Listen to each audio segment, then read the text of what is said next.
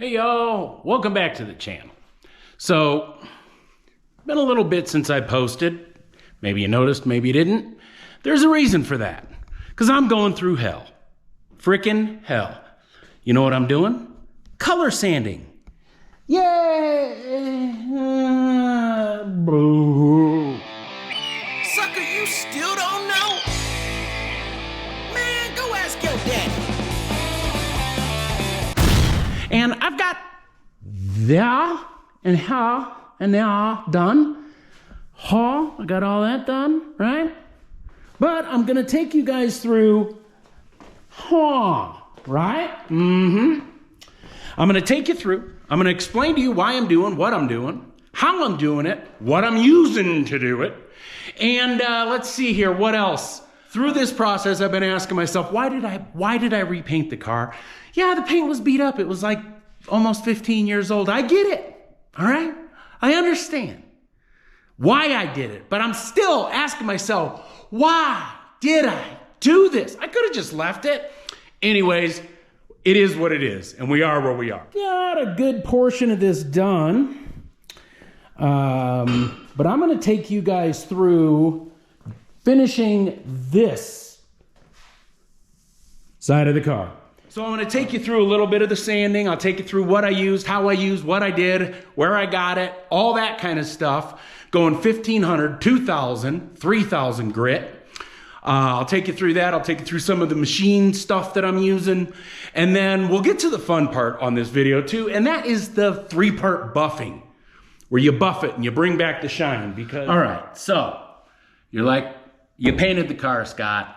You went through all the body work, whatever, which I'll put that in after this video. I got so much footage. I shot it on my iPhone and I had it the wrong way because, you know, I'm not a media guy. I am now. I'm a pro, right? But you look and you go, hey, Scott, it's a perfectly shiny paint job. You worked your fingers to the bone. Almost literally sanding off your fingertips, blocking this car out, doing everything that we do to get ready to put paint on a car. As we've all heard from our grandpas and our dads and our friends and our colleagues and every other person that you want to choke out, well, paint job is 90% the prep and 10% the painting. Yeah, yep, yep. And then here's the other curse of painting too, is once you kind of get good at it, because I'm by no means, gosh, guys, I'm an amateur, barely, okay? But as you do like 3 or 4 cars, you start, you start picking it up. So one of the main reasons why I repainted this is because the paint was so freaking terrible. This was literally the first vehicle that I actually really painted. I did paint a Bronco once with a gallon of Rust-Oleum that I sprayed. But this was the first real paint job I did in like 2007. I got a little bit better. Again, I'm a novice. That's fine. But I'm happy with what I do. I'm happy with it. But anyways, you look at it and you go, it's shiny already. It's shiny. Why wouldn't you just buff it? Well, if you can see, and let me bring you a little closer.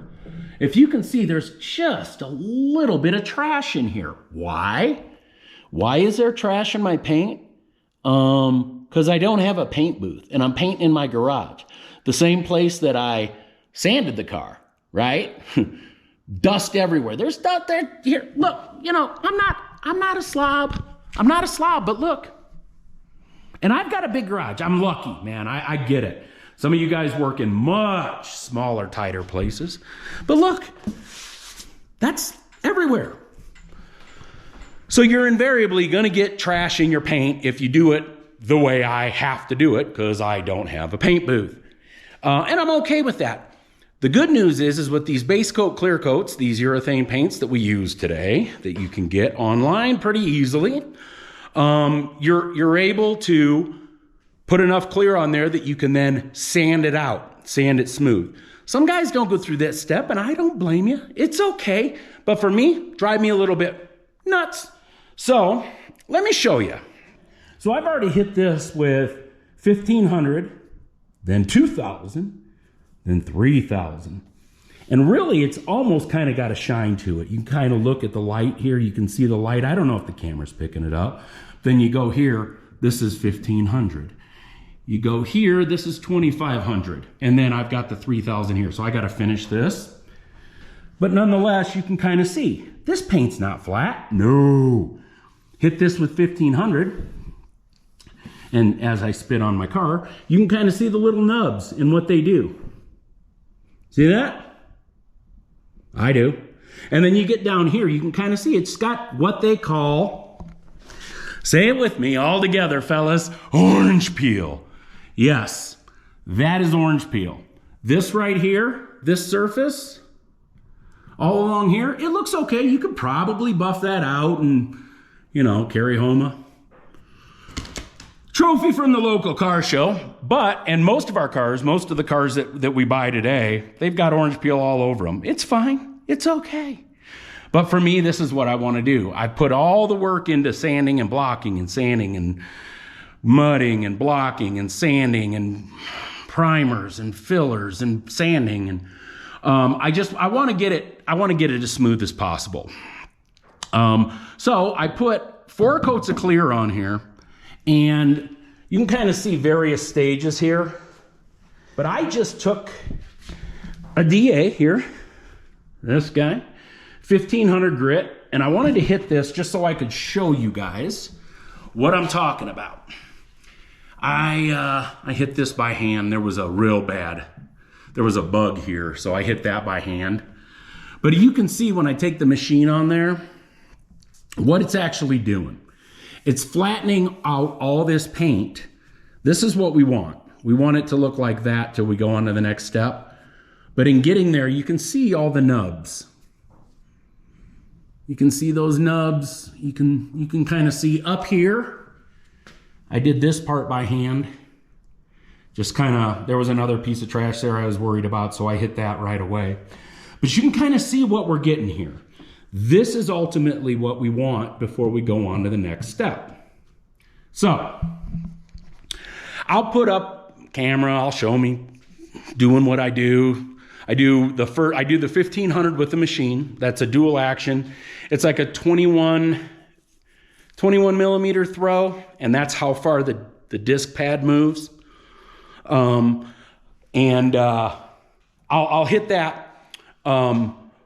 What I'll do here, let me show you guys the things that I use as far as the things that I bought off of Evil Bay and Harbor Freight and everything else. All right, guys, let me walk you through some of the stuff that I use here.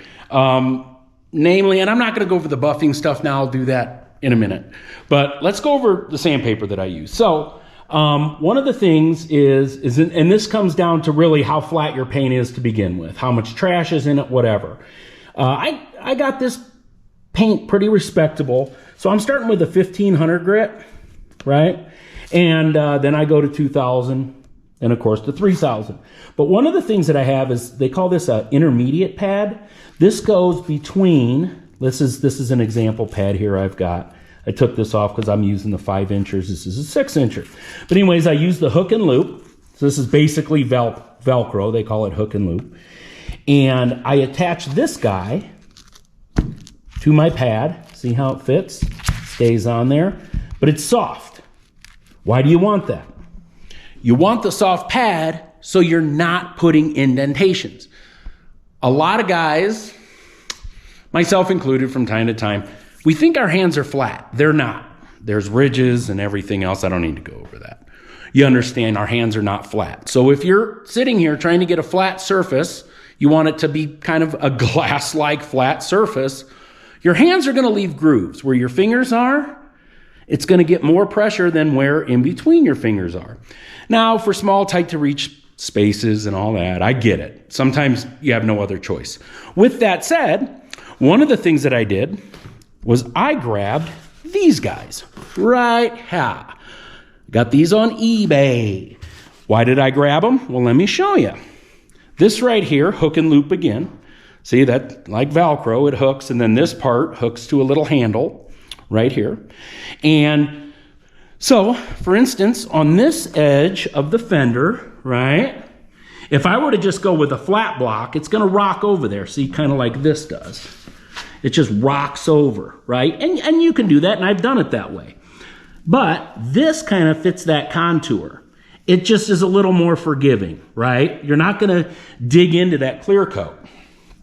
So that's what I'm using here. And I think this was $50 or $30, $30 I think. And it's got all different shapes and sizes. Here's the 3000 grit on there. So this is convex. So that one is puffed out. I use that guy for the top of the fender this way, right? Okay. That's how I did that. I've also got this soft block here. This is a flat block soft. I mostly use this for squeegeeing. You'll see that, but you wet sand and then you squeegee. Some guys say it's antiquated. That's kind of all I know how to do. I'm not doing dry sanding. I'm wet sanding. I think it's a better finish personally. There's people who would disagree with me. I don't care. That's the way I'm doing it. But anyways, this I mostly use for a squeegee because, I don't know, it's a little too soft. Because again, like if I'm manipulating it or pushing it this way or whatever, you can really get some distortion. So I do have these Durablocks. They're a little bit harder. You can use those on flat surfaces. I also use flat sheet. So when I'm working by hand, I will work some with the discs and just use them by hand, but I'll also use this. So that's pretty much the sandpaper, the intermediate disc, pad, and everything else. One of the other things that I've got, and I picked these up from Harbor Freight, and I checked, they still do sell them. I've had these for a while. I got 2 of them. I put a little soapy water in here, and then you can pump them up and spray. Those have been invaluable. I've got myself a 5-gallon bucket. It's where I put sandpaper to let it get saturated with water. And then, of course, I've got my machines here. So some of you that frequent Hobo Freight might recognize that. But here's an example. I got a 5-inch pad right here, sanding pad. And then I've got my intermediate in between there, my soft block, my soft pad. And then I've got my 1500 here. I could probably just go without the intermediate pad, but I just don't trust myself. I don't do this for a living. I don't do this every day. So I'd rather have to spend a little bit more time, go through some more sandpaper with that intermediate pad than to have some hard block there that runs the risk of cutting into the clear coat. Because once you do that, you're back to square one, which, by the way, let's get on that rear quarter panel. So got my 1500 grit on my intermediate pad with 21 millimeters of throw. Ooh, it's coming out of there. A little too much. No, we want to make her there we go. You don't need much water. In fact, I like to use a little less. That's probably too much. But anyways, I know this is where it takes a little bit of thinking and everything else. I know I got this spot here that I did by hand to get that bug. There was a bug that landed in there. I got that out by hand. But let me take you through just kind of how I do this. I learned from Sprayway Customs, who is another YouTuber, and I'm basically doing exactly what he does. So I'm gonna make one pass this way, one pass this way, another pass this way, and then maybe I'll make another pass this way. So here we go. Oh, and I'm set at my minimum. I probably will crank it up to 1. I don't know if that's 1,000 RPM or what it is, but whatever it is, that's kind of where I like to live. So anyways, let's get after it.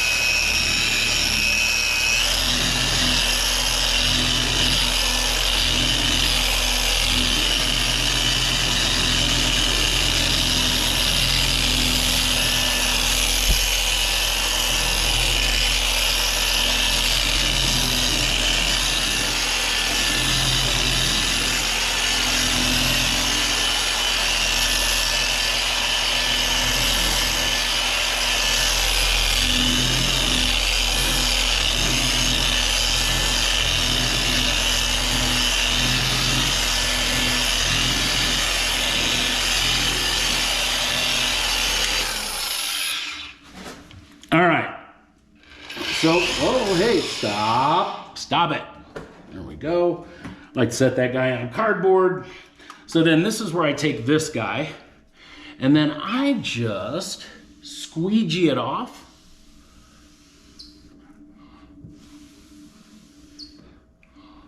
You can see that white, milky white, that's actually clear coat coming off. That's what we want. Just not too much, and not too much. So, take her down like that, and then I take my little blowgun.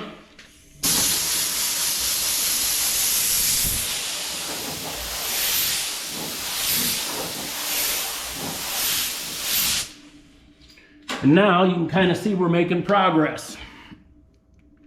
So I can see up here, and a lot of times over curves, whether they're in convex or convex or concave, you'll get really good, just by the rocking of that, you get really good pressure, so you gotta watch it.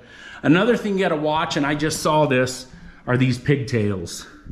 See if I can get it in there.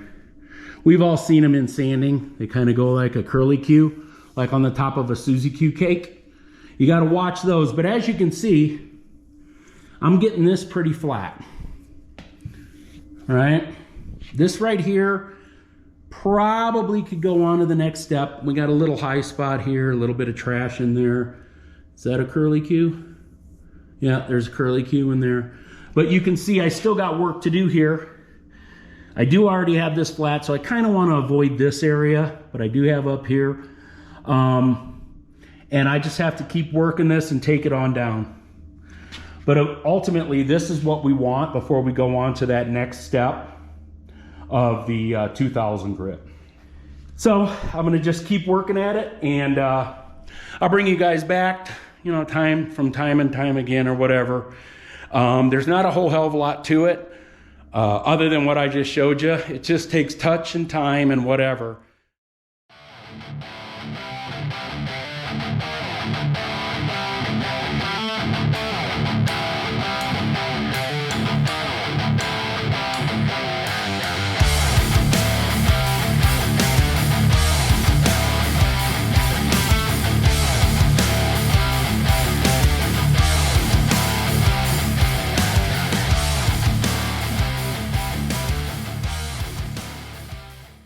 Okay, so here we got some heavy pieces of trash still, and I still got some orange peel here, but I'm starting to get down to it here, right? I'm starting to get down to it.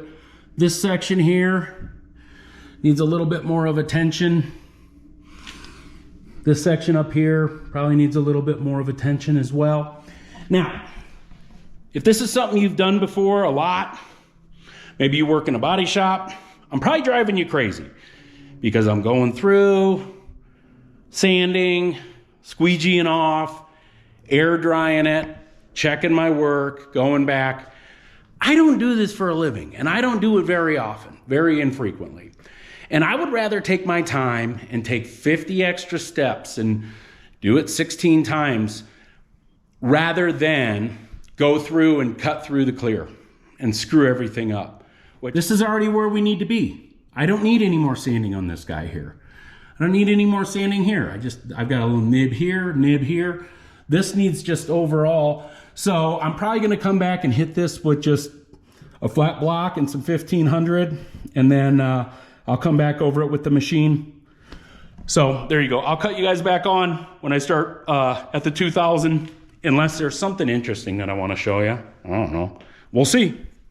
All right, guys, so I've been trying to figure out how I can kind of show you through step kind of by step. It came to me, what I did was I hit that all the way through to 3000, the rear quarter. The door is, I did 1500 and then 2000, and then the front fender, that's still at 1500. Now what I'm gonna do is I'm gonna walk you through here, and I'm gonna show you the different sheens. So come over here with me.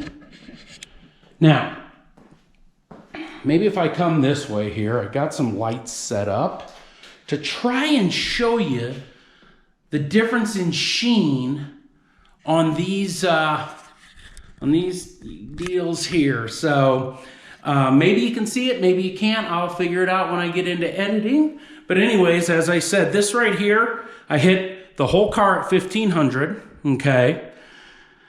Then I hit this with 2,000, and then I came back with 3,000, okay? You can kind of see the difference between here and here, right? Where this was 1,500, and then I went to 2,000. So you can see the difference in sheen. There's almost a shine back at this. You can, I don't know if the camera's capturing some of the reflection of the lights, but then you come here, and those reflections, they're not quite there yet, okay? The other thing I do, guys, is I really try to avoid inside here, you know, little nooks and crannies. I don't come inside the door jamb anywhere. I don't try to get the edges. It's all gonna buff just fine. What I'm trying to do is get these big eye-catching areas to be flat as they can be, to get the trash out of them, and to bring, you know, a heavy glass-like flatness and shine to it. So then if we come up here from the 2,000 grit to the 1,500 grit, and again, this is still rough. I've still got a few touch-up areas to go. But you can kind of see maybe coming this way. You can even see reflection here, and then coming into this panel, nothing. So taking it through that process, what you're essentially doing is each step that you're sanding with finer and finer sandpaper, you're removing the scratches, and it makes it easier to buff. You're putting less heat into your clear coat, because that's essentially what buffing does. Is it takes different, you know, foam pads and whatever, and I'll walk you through that. And it essentially, all it's doing is putting heat into your surface.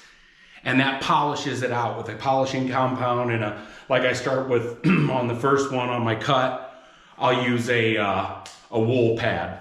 So anyways, I'll take you through that here shortly, but I wanted to kind of really try to capture that. Hopefully the camera does this justice. But another thing I'll show you is here. I don't do the edges. I don't do this lip here. Again, I mean, there's slight bit of orange peel, I guess, right there. Nothing crazy, but the risk is not worth the reward. But you can see here where I'm taking it down. I got a little nib in there, a little trash in the paint. That's what I'm doing. I'm taking that flat with that 1,500, and then the 2,000 is not necessarily more sanding as far as trying to flatten the surface as it is to take out the scratches. The other thing I did, and if you look down here, when I was painting this car, I had it up higher, as high as my jack stands would go, and I shot it. I did not get a lot of blowback up this way. So like when I was painting the vehicle like this, I didn't really get trash coming from the floor and up, because I did clean the floors really well. So I'm stopping here at this body line. I'm happy with this. What I'm gonna do then is I'm gonna get back on the sanding block, and I'm gonna, let's see here. That's done. I'm finished back here. The roof is finished. I'm gonna hit this with 3,000, clean this up with the rest of the 1,500, hit it with the 2,000, hit it with the 3,000, and then I'll bring you guys back. Hey, little thing that I figured out, when I sand, I like to listen to music, and I don't know whether you use your AirPods or whatever, but what I've learned is I take one of my headphones and just kind of leave it off my ear this way. As you're sanding,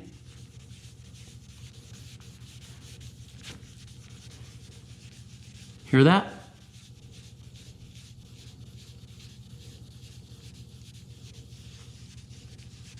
Doesn't make a sound. Doesn't do anything other than just. What'll happen from time to time is they'll get a little nub in there. Maybe there's a piece of trash in the paint that, I don't know, comes off. And then the next thing you know, you'll start hearing whoop, whoop, whoop, whoop, whoop, whoop, whoop. I mean, it's a real high-pitched deal. And what you're doing is you're putting gouges and scratches. I don't have any to show you, but I have done it before. So I do keep one of my ears open to listen for that as soon as I hear it. It sounds like walking in corduroys, right? Whoop, whoop, whoop, whoop. As soon as I hear that, I stop. And then what I'll do is I get my spray bottle here, which these are great. And this one is just straight up water. And then I just go through and clean off my sandpaper. You got to imagine that that was this. And then I'll go back to sanding and the sound goes away. On top of hitting the sandpaper, I also come and I'll hit my panel.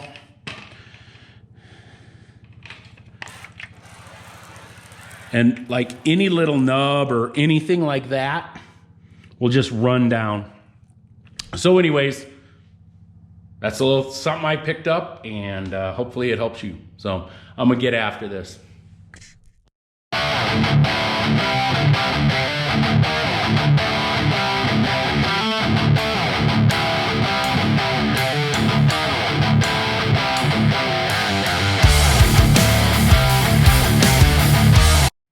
I've got this soft block, and when I'm hitting these contoured areas, I'll use this because it adheres a little better.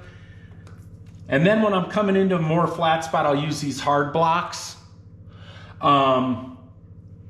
That's just kind of the tools that I use, so in any event.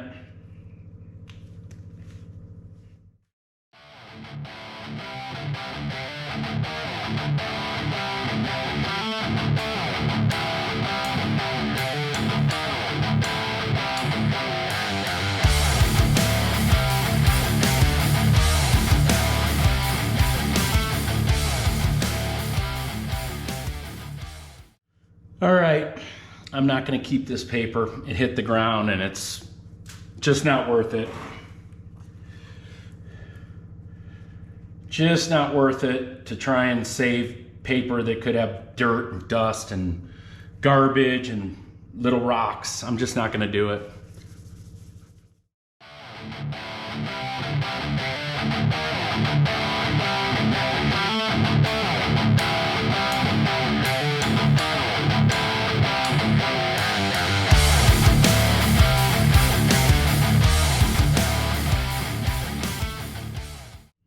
All right, so one of the things that I like to do is inspect my work. I guess if you're a professional or something, you do it all the time. You probably aren't, gonna need to do this much. I'd rather just be cautious. But anyways, what I do is I take this squeegee. It's just a simple squeegee. It's got metal edges, so I just wanna be careful. And I just take it, get as much of that off of there as I can. And by doing that, I can see that my surface looks about how I want it to look. So anyways, that's taking you through the 2,000 to 3,000 grit. I'm gonna finish up this front fender, take it all the way down, and then I'll bring you guys back and we'll start talking about buffing. All right, so we're done. I've sanded. Done sanding. I don't know if you know how monumental of a time this is. Now, of course, I've got other pieces of the car. I got the nose to do. I got the hood to do. I've got little pieces here and there. But you know what? The heavy lifting's done. I'm going to take the first step of our polishing compound, and I'm going to apply it with the wool pad. Now you have to be careful with these because you can burn your paint. I'm gonna put just a few daubs on here and then I'm gonna work it in and then I am going to buff it. Now on these edges here, that pad is gonna turn this way, clockwise. So as that pad is coming up here, I'm gonna wanna make sure that I get the bite coming this way, up over that edge, right?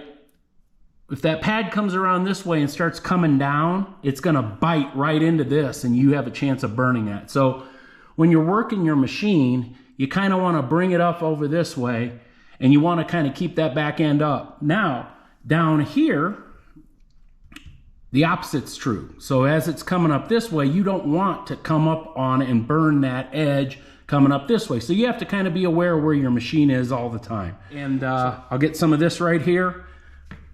On this right here. Yeah.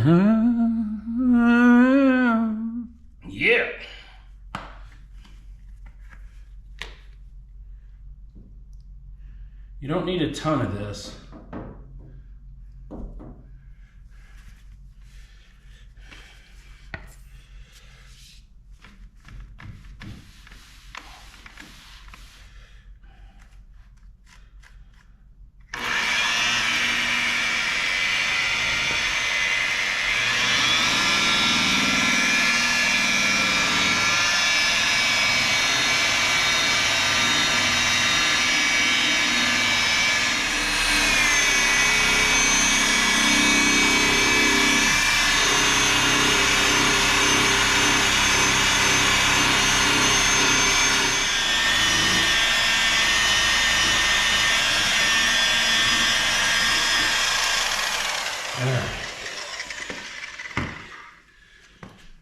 My rag here.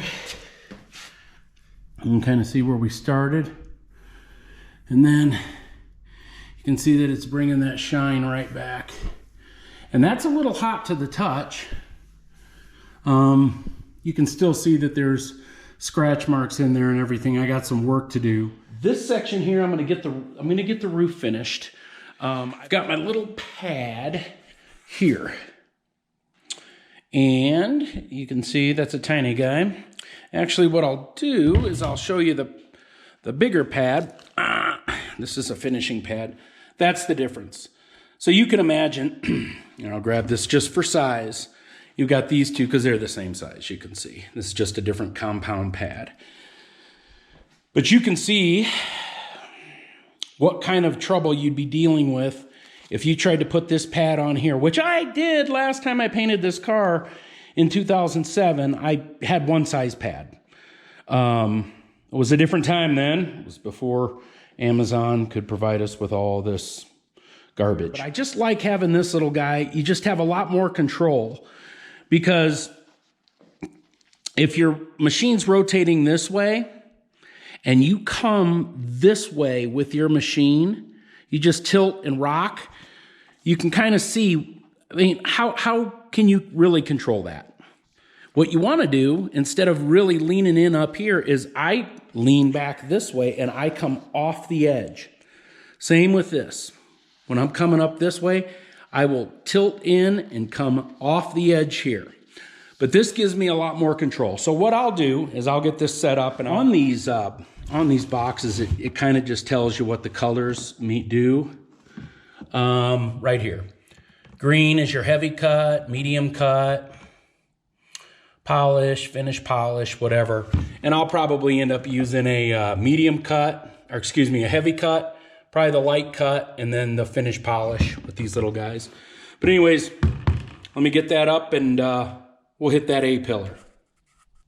All right, so I got my rubbing compound here. I'm gonna get it on, and then I'm gonna bring the machine in and we'll go from there. All right, there we go. And I like to keep it like this. It just, you avoid a lot of that splurting and all that, but I like to take this, rub it in. I don't like to get shit everywhere, but it's almost impossible not to. But I like to get this spread out. This is also adjustable here. It's kind of nice. I do always start low and then I bring it up. I found with these smaller pads, I go a little bit more RPM. I'll go up maybe between 1,800 and 2,200. But I like to start out 600 to 1,000.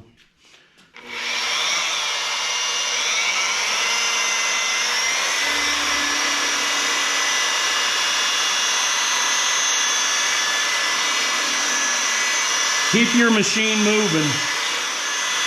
Coming off the edge there. Coming off the edge.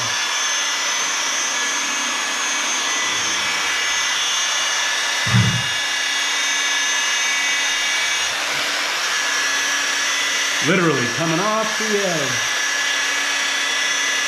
And I'm not putting a ton of pressure. I'm not pushing down a lot. I'm really not. I mean, I'm holding this more to guide it.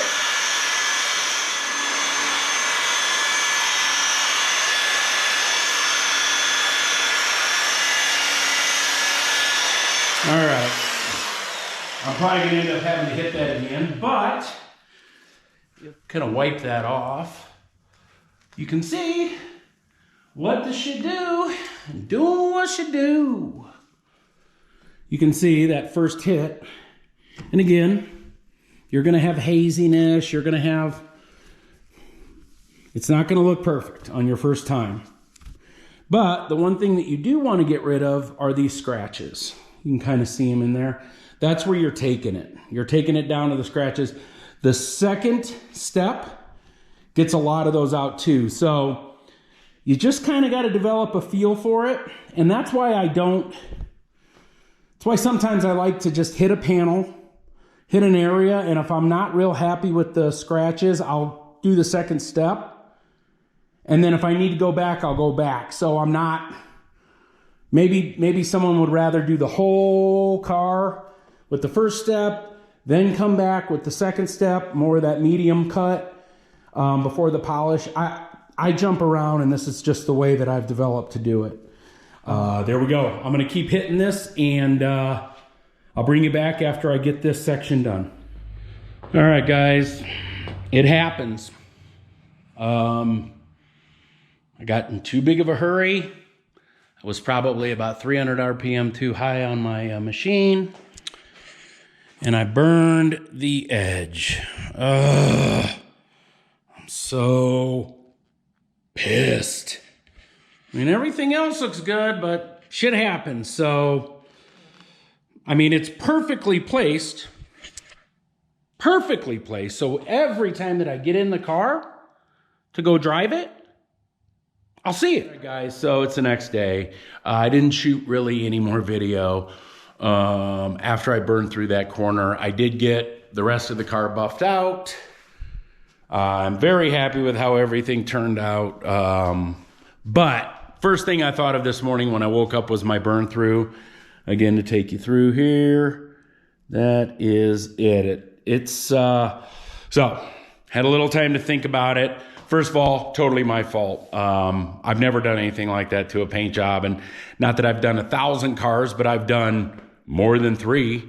That was just fatigue and getting in a little bit of a hurry and getting a little careless.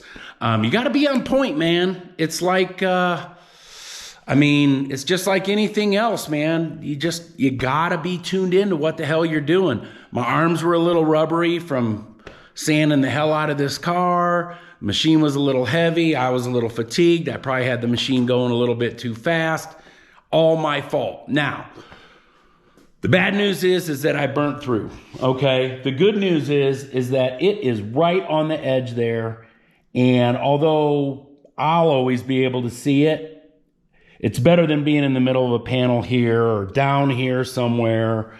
I'm going to be able to blend that. Plus, there is a big, fat piece of weather stripping that's going to go on to here, continues all the way down here and goes into here.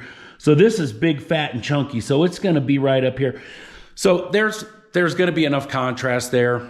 I am going to fix that. I'll hit it with some touch up. I'll sand it.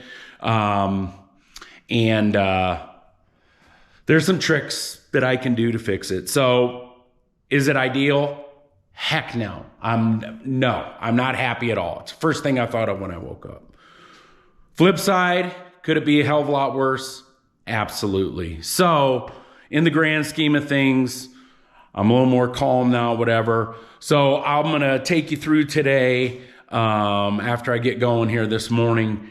I'm going to take you through the second and third steps of buffing out this paint job. Got the top of the bumper done. Got the deck lid done. Everything's looking good. So we move on now to our next buff, which is a swirl mark remover. It's more of a medium. I'll show you the pads that we use, but if you kind of look here, you can kind of see a haze. That's what this next step does. So let me show you. I seasoned this pad already, but I put this on. This is a medium cut. So this is a less aggressive pad than like the wool that I was using the first time, or even then this foam pad. It's just less aggressive as far as, it's the same shape, but the material. This is a lot harder of a material. This is softer. You can almost even kind of see it. I can feel it. So in any event, same with the green pads. Those are a harder material for heavier cut. And then you also use a separate polishing. This is B. This is interesting. So leave it up to 3M. Step 1, perfect it rubbing compound. B. So anyways, I think that's funny. So I've already gone through, I've done 2 cars with this, and this one's empty. I had to buy another one. You go through a lot of this material. This is about 60% full, and I've done just as many cars with it. So you use a lot less of that machine polish. So I'm gonna get this set up, and I'm gonna start going for it, and I'll bring you guys along. So, before you get going on this, you wanna prep the panels, because that initial rubbing compound will stay on the panel. Even if you wipe it and everything else, microscopically that will remain on the panel, and you'll still keep cutting with that more aggressive pad. So they make cleaners and everything else. This is simply water and isopropyl rubbing alcohol. It's like 5 to 1, 6 to 1. I'm at 5 to 1 here, and that's it. You spray it on. You wipe her down, getting all those edges. Be sure to kind of get in these holes here, and then you could just leave it and let it dry, but I like to wipe it off. It's just another wipe. You're getting all that off of there, but that cleans that compound off, and you're ready to go at that point. There you are. There's my compound, and then I've got several different color rags. This pad this pad's blue, so I got some blue rags. So I try to match the rag with the compound I'm using, just so I don't mix them up. And again, I'm a cheapo, but I go through rags, I go through sandpaper, I don't take any chances. So let me get this on here and get wheeling, all right? I want to stick to about a 2 by 2 area. And again, I've got detail pads that I can come in, they're smaller. So I'm not gonna try and get up to the edge and everything else. I'm gonna come back and do that detail with my smaller pads that I can control a little better. So there we go.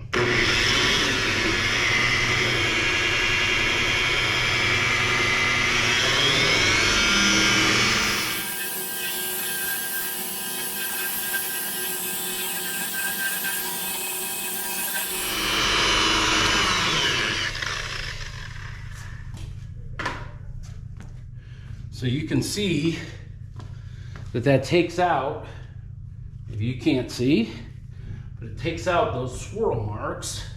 Gotta hit this edge a little bit more here, but that's what we're doing. So I'm gonna hit the whole rest of the car, and I'll bring you guys along. So there we go.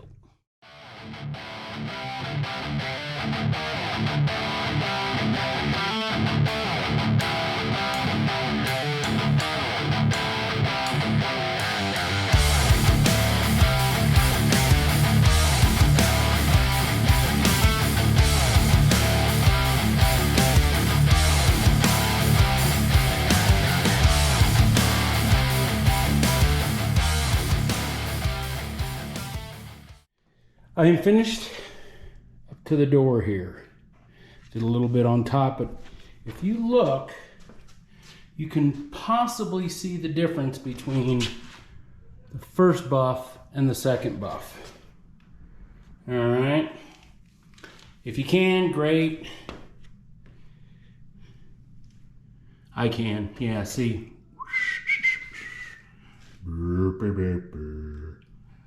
Clear and bright. Not clear and bright. Whole car's finished with the second buff. You can see that You know, there's just a few areas that are just slightly hazy and whatever. Paint's not super deep, but it's looking good. So what I'm gonna do next is I'm gonna hit the final polish. Got the ultra fine perfected bonnet. Got a little tiny bonnet too that I got off of Evil Bay. And then I've got this right here. I was curious what it was gonna be. It's number 3. This is basically just our polish. This is what you do before you wax it. So one thing that I didn't mention is that this paint is about 3 months old now. So I did let it harden up. When I bring it back, I'm gonna have all this masking off. Oh, that's one thing I wanted to say. You'll be very tempted to want to rip off all your masking after you paint the car. I always am. I want to get it off of there, but don't, because I covered up the engine bay and everything. You can see, look at all this shit. Look at all this spatter and everything. I even got inside, covered the part of the dash that stays inside the car. This stuff gets everywhere, and the more you can keep it off of windows and window channels and edges, the better. So anyways, when I bring you guys back, I should be finished. Where did I leave that beer? Hit the driver's door here, and I just wanted to show you. Again, I know these steps seem like, oh, you know, I'll cut this corner, that corner. You're fine. You can. You don't even have to buff it. You don't even have to cut and buff. But taking you through that, it actually does do something. Here is the front driver's fender, and then here's the driver's door. See the serial numbers, and then let's go over here. Yeah. Maybe that'll help kind of show the difference. Anyways, it's a lot of freaking work, but I'm gonna keep going. I'm gonna try and get this all done today, but man, I'm getting old, I think. Maybe. I don't know. All right, guys, so it's the next day. I got her all done. Got her ready to show it to you. It's been a lot of work. It's a long video. Probably for every minute of video is 20 minutes of working in this garage, maybe 30, I don't know. It's been a long time. This whole project took me probably, I don't know, a month and a half. Anyways, take a look.